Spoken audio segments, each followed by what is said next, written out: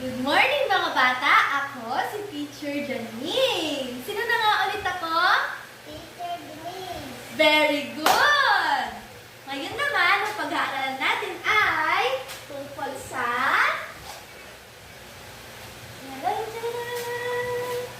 karapatang pantao at tungkulin ng mamamayang Pilipino. Pakibasa nga mga bata! Magaling! Ngayon naman, alamin natin kung ano ba ang karapatang pantao. Ano nga ba ang karapatang pantao?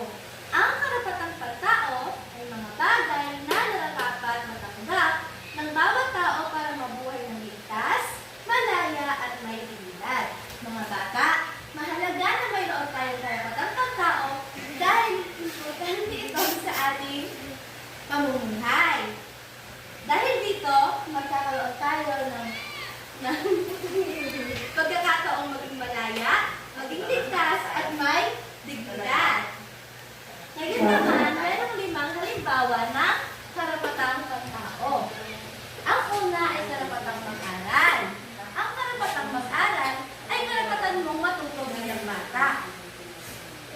Dapat bilang bata, pag ikaw ay nasa eskwelahan, ay tungkulin mo din na matuto at mag-aral ng mabuti.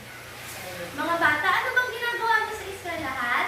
Nag-aaral. Tama! Nag-aaral ng very good! Nag-aaral ng mabuti. Pangalawa naman ay karapatang maging ligtas at protektado. Ang karapatang maging ligtas at protektado ay ang dapat na sumunod tayo sa mga rules o kaya pag nasa school tayo ay sumunod tayo sa ating guro at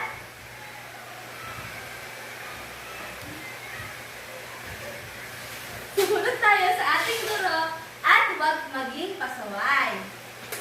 Ang sunod naman ay karapatang magsalita.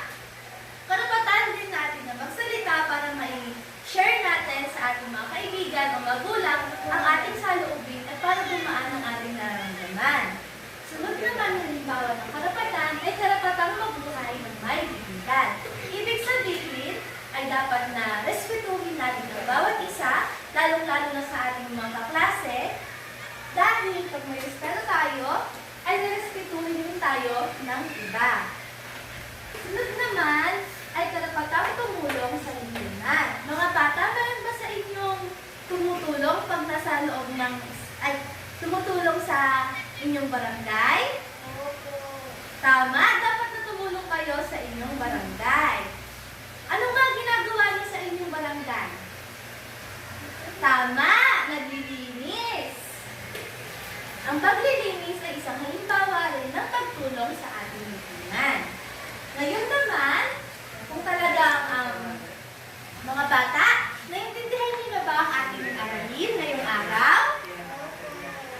Yes, tama. Kung talagang naiintindihan niyo nga, bigyan niyo ang inyong sarili ng jeep clap. Ang jeep clap ay ganito lang. 1, 2, 3, 1, 2, 3, pip, pip. Ayun naman mga bata. Very good!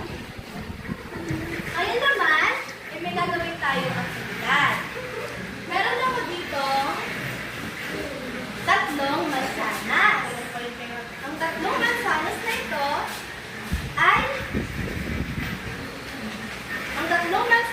ito ay may tatlong tungkulin na nakalagay. Halimbawa, kung karapatang mag-aral, ay tungkulin mong gawin ang homework sa inyong bahay. Ngayon, sino ang gustong mag-volunteer? Ayan! Sa karapatang magsalita, maaari natin ilagay ang paggalang sa opinyon ng iba.